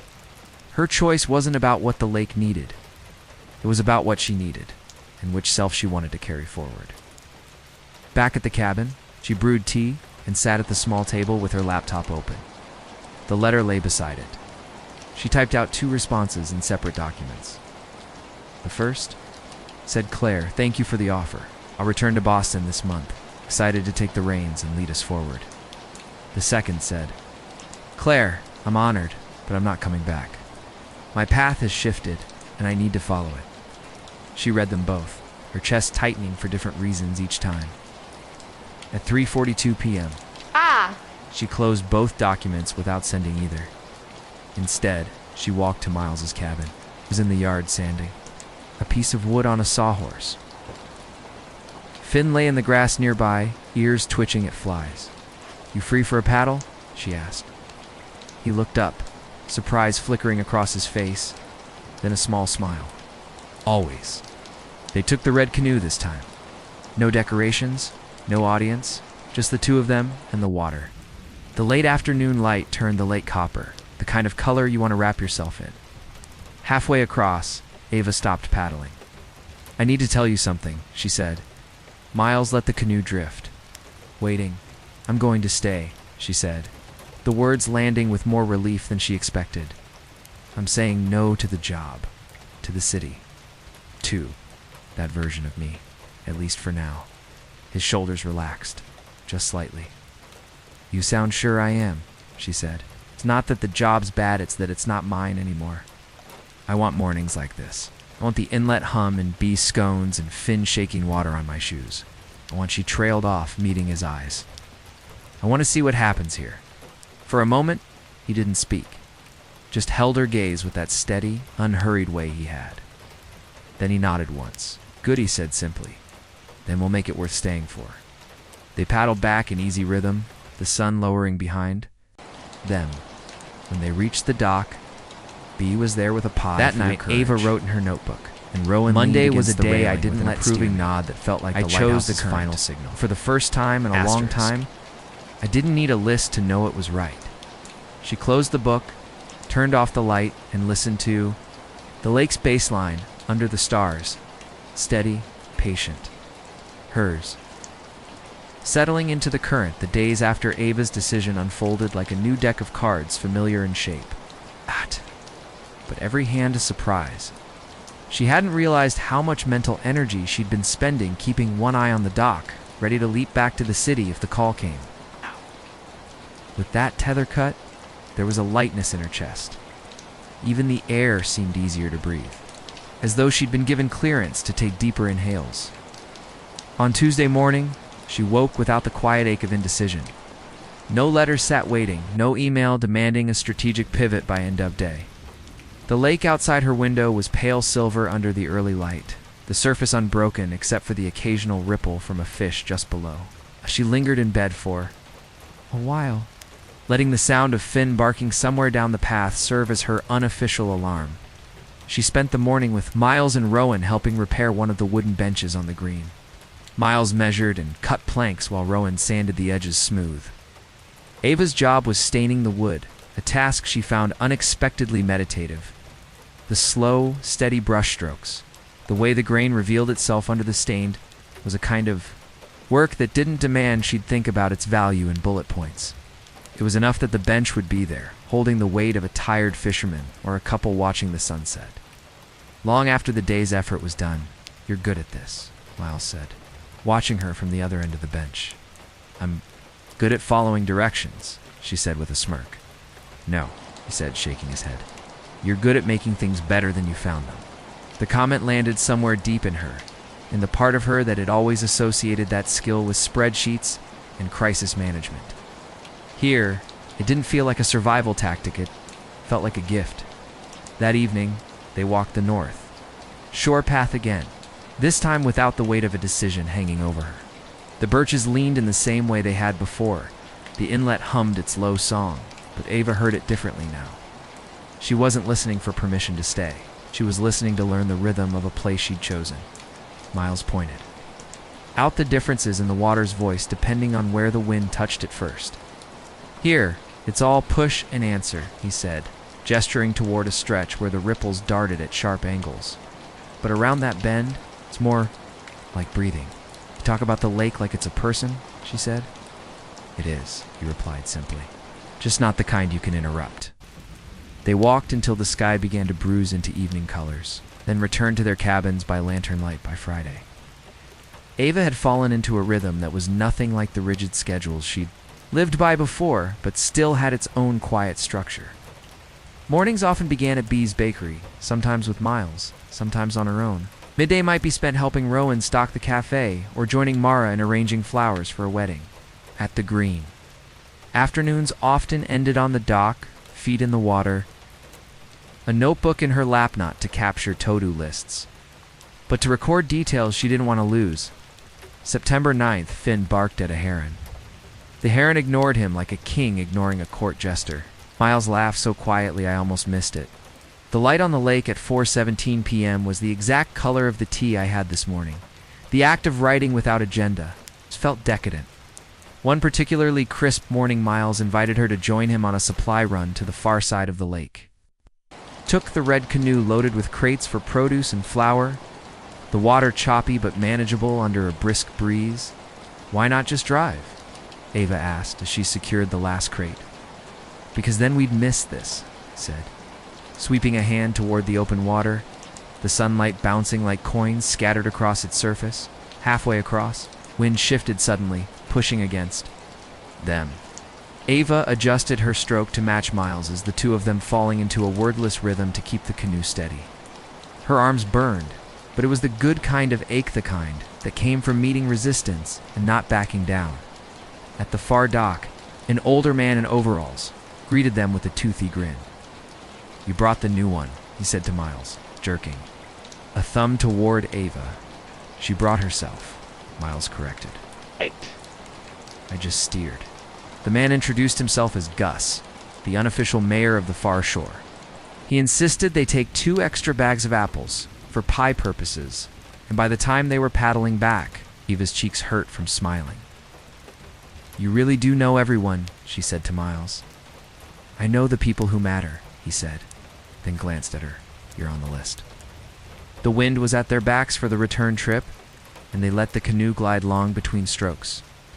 Ava found herself wishing the distance home were twice as far. 2 weeks into this new chapter, Ava began to notice the shift in her relationship with Miles. It wasn't sudden, not a cinematic moment of realization.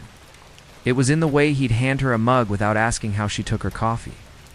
The way he'd wait an extra beat when they walked so she could take one more look at the lake before turning away.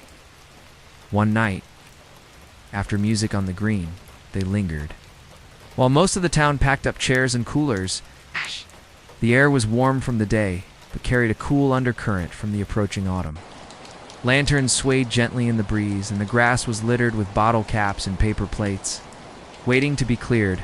"You ever regret not leaving sooner?" Ava asked him, "Leaving Maple Lake?" "I did once," he said, But then I realized I wasn't ready to stay before. You have to want to stay for the right reasons. Otherwise, you're just hiding from something else.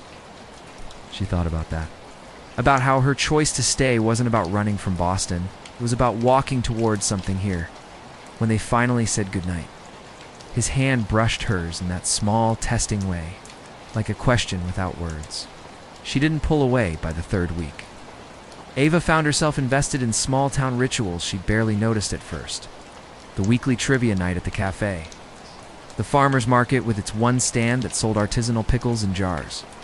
With crooked labels, the quiet wave between boaters passing each other on the water. She started learning the names of people she'd only seen in passing some, who'd fixed motors and told elaborate, possibly untrue stories about fishing. Ella, who knitted hats for every baby born within 10 miles. Tom, who ran the bait shop and gave weather forecasts more accurate than the radio. Her life was filling with names and details that didn't fit in a corporate newsletter, but felt essential all the same. One night in late September, a sudden storm rolled in off the lake. Miles knocked on her door just before the rain hit, holding 2 bowls of chili and a loaf of bees bread wrapped in a towel. Power might go out, he said. Figured we'd make it less boring. They ate by candlelight, the wind rattling the windows, rain drumming on the roof. When the lights did flicker out for an hour, they sat on the floor with Finn between them, telling stories about storms they remembered, hers from city apartments with leaky windows, his from camping trips where thunder rolled over the mountains. Like drums. When the power came back, neither of them moved to turn on the lights. Ava kept writing in her notebook through it all. Pages filled with lake colors, snippets of overheard conversation, sketches of the red canoe. She wrote about how Miles laughed more with his eyes than his mouth. How Finn seemed to know when she needed company. How Bee's scones were somehow different every time, but always tasted like they belonged here. She also wrote about herself, how she was learning to live without turning every moment into a plan. How she'd stopped needing to measure productivity to feel the day had value. How she could sit in silence with someone and not fill it just to prove she belonged. One morning, nearly a month after the boat parade, Miles knocked on her door, holding 2 travel mugs. "Want to see something?" he asked. They paddled out before sunrise, the lake still dark, but carrying the promise of light. When they reached the middle, he stopped paddling and let the canoe drift. Then it happened, the sky split open with color. Not in a rush, but in that slow, certain way the best sunrises do. Layering pink over gold over soft blue. The water caught every shade and doubled it. Ava watched in silence, the cold air on her face, the warm mug in her hands. She realized, with a clarity that startled her, that she wasn't waiting for the other shoe to drop anymore. She wasn't bracing for the day she'd change her mind. She was here, fully, and as Miles turned toward her, his face lit by the rising sun, she knew she wasn't just staying for the lake or the town. She was staying for this, the person she was becoming and the current she had chosen. When the current turns, a tortoise it began on a Wednesday that smelled like rain but never followed through. The sky stayed heavy all day, low clouds brushing the tops of the pines, the lake a deep, restless gray. Ava had been at Bee's helping with a delivery 25 pounds of flour and 3 crates of apples for the week's baking when Miles walked in, hair wind ruffled, folded map sticking out of his back pocket. "Rowan says, you're free this afternoon," he said, not as a question, but as though he'd already checked her calendar, which was true. Her calendar now was. A few penciled notes on the inside cover of her navy notebook. "Suspicious of you two sharing my schedule," she said, wiping her hands on a towel. "Good," he replied. "Keeps me mysterious. Grab your jacket." They walked down to the dock, where the red canoe waited, already loaded with a thermos, 2 tin cups, and something wrapped in cloth that she suspected was food. Finn trotted alongside, glancing between them, as if making sure neither would back out. "Where are we going?" she asked as they pushed off. "Nowhere, but we'll pass a few places getting there," Miles said, which was both maddening and oddly reassuring. The water was calm in patches, ruffled in others, as though the lake couldn't decide whether to rest or gossip. They paddled in easy rhythm, no rush. letting the shoreline shift slowly beside them after about 20 minutes. Miles angled the canoe toward a rocky outcrop she hadn't noticed before. Small ledge that jutted out from a cluster of pines, the roots gripping the rock like old hands. "This is it," he said. Hopping out into the shallows to pull the canoe up, it wasn't much, just enough flat space for two people to sit without tumbling into the water, but it had a clear, unbroken view across the widest stretch of the lake. "Why here?" she asked, settling on the smoothest rock. "Because this is where my grandfather proposed to my grandmother," he said, unwrapping the cloth to reveal 2 thick sandwiches and a jar of pickles. "They used to canoe out here in the summers." Before he left for the service, said he figured if she'd agree to marry him in a spot that barely fit 2 people, they could handle anything together. Ava smiled at the story, the intimacy of it. Did she say yes right away?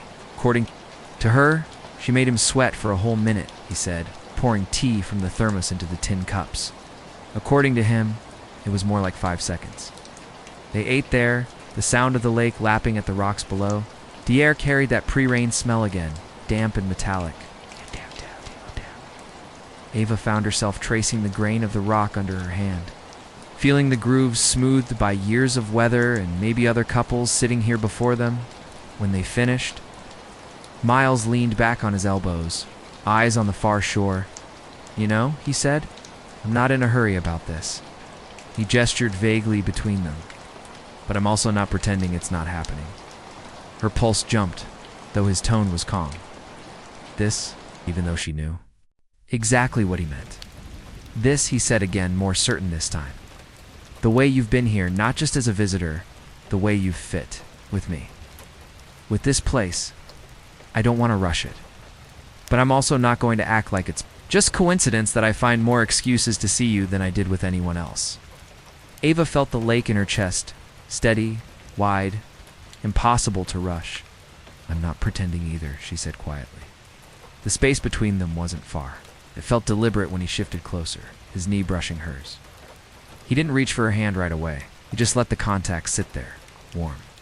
Through the denim, after a long moment, she turned her hand palm up on her knee.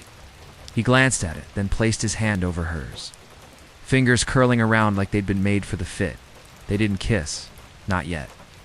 It was too much like skipping to the end of a story when the middle was still unfolding perfectly. But she leaned into him, shoulder against his, and he leaned back just enough to tell her he'd been waiting for it. They sat like that for a long time, watching the light shift across the water until the first drops of rain began to fall soft at first, then steadier. Miles laughed under his breath and pulled the canoe back into the water. By the time they reached the dock, they were both damp, hair clinging to their faces. But neither seemed to mind. "Next time we'll bring a tarp," he said, helping her out. "Next time," she echoed. And it wasn't a promise she felt uncertain about. That night, Ava wrote in her notebook, "Red canoe, rocky outcrop, sandwiches, and pickles." A story about a proposal that didn't need retelling to feel like ours. In some small way, rain on the way back. Hand in hand, without the need for fireworks. Just the lake and the current turning toward us. The season that seals it by October. Maple Lake had put on its best clothes. The hills around the water flared with color-burnt oranges. Crimson reds, gold so bright it seemed to carry its own light. The air was sharper now, smelling of pine and wood smoke. And every morning the lake wore a skin of mist that broke apart in slow ribbons as the sun rose. Ava felt the shift in her bones, not just the seasonal one, but the one that comes when you've been somewhere long enough for it to claim you. The decision to stay no longer sat in her mind like a conscious choice. It had become the ground she stood on. Her mornings had their own rhythm now. Coffee on the porch, page in the Navy notebook. Sometimes a paddle with Miles before the days. Work began. The work was never corporate, never strategic in the way Boston had taught her to measure. Here, it was carrying firewood for Mara, baking pies with Bee, sanding a canoe hull with Miles in preparation for winter. Work that ended with tangible proof in your hands, instead of in a quarterly report. One Friday, Rowan asked if she'd help decorate the cafe for the harvest dance. a yearly event that seemed to double as both a fundraiser and a small-town excuse to dress up. "It's not fancy," Rowan said as they unpacked boxes of string lights and mason jars. "But it's ours." Be brought in trays of pumpkin bars, Miles arrived with a ladder for hanging garlands, and even Finn helped by supervising. From the doorway, Ava found herself stringing lights along the cafe windows, while Miles climbed the ladder to drape them across the beams. "You know," said from above, "I've been coming to this dance since I was a kid. I've always gone with family, or a group of friends, never really with someone." She tilted her head up at him, the warm light catching in his hair. Oh, that sounds like a hint. "Only if you want it to be," he said, stepping down and handing her the end of the garland. "It is," she said before she could overthink it. The night of the harvest dance arrived, with clear skies and air cold enough for scarves. But not coats. The cafe glowed from within, every table pushed aside to make room for a small dance floor. The band, a mix of locals who played together on weekends, had set up in the corner.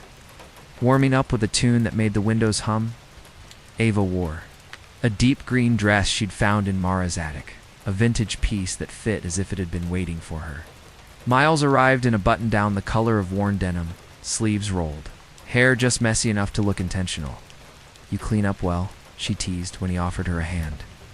"You too," he said, and there was something in his voice less playful, more present. The dance itself was exactly as Rowan had promised. Simple, joyful, entirely unpretentious. Neighbors greeted each other with hugs, kids darted between legs. Be set up a dessert table that looked like a magazine spread but tasted like a grandmother's kitchen. They danced through 3 songs before stepping outside for air. The night was crisp, the lake just visible beyond the glow of the cafe, their breath curled in small clouds between them. "You know that rock outcrop we went to?" Miles asked. "How could I forget?" she said. He smiled. "It's even better in the fall. Want to see it tomorrow?" "Yes," she said without hesitation. They stood there in the cool air, the muffled music drifting through the walls. Could feel the moment tipping like the canoe when it leaned just enough for you to know you had to shift or commit. "I like this," he said quietly, eyes on hers. U.S. She didn't answer right away, letting the words settle. "I do too," she said at last.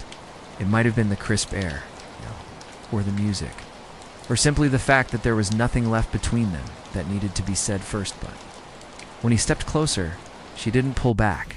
The kiss was unhurried, warm, certain. Not the beginning of something, but the confirmation of it. She felt the lake in its steady, deep, unafraid of time. The next day, true to his word, Miles paddled them out to the rocky outcrop. The trees along the shore were aflame with color, their reflections rippling in the water. They brought a blanket, 2 mugs of cider, and sat side by side on the cool stone. "It's different in the fall," she said, taking in the view. "Everything's different once you've chosen to stay," he replied. They didn't talk much after that. They didn't need to. The air was full of small sounds, the lap of water, the creak of the canoe against the rock, the occasional gust shaking leaves loose from the branches above when they paddled back. The sun was sinking low, turning the lake to gold. Ava knew this would be one of those days she'd write about in her notebook. Not for the details, but for the feeling. That night, she sat at her table, pen in hand, the lamp casting a warm circle of light. She wrote, "October 14th, the lake wears. Autumn like it invented the season. The harvest dance smelled like cinnamon and sounded like old friends. Miles kissed me under the same sky that's been over this town forever. And I didn't think of Boston once." She closed the book and placed it beside her bed. Through the window, she could see the moon reflected on the water, steady and bright. For the first time in years, she didn't feel like she was keeping up or falling behind. She felt exactly on time. This closes Ava's arc, her choice to stay, her slow burn romance with Miles, and her shift from living by schedules to living by seasons. Asterisk.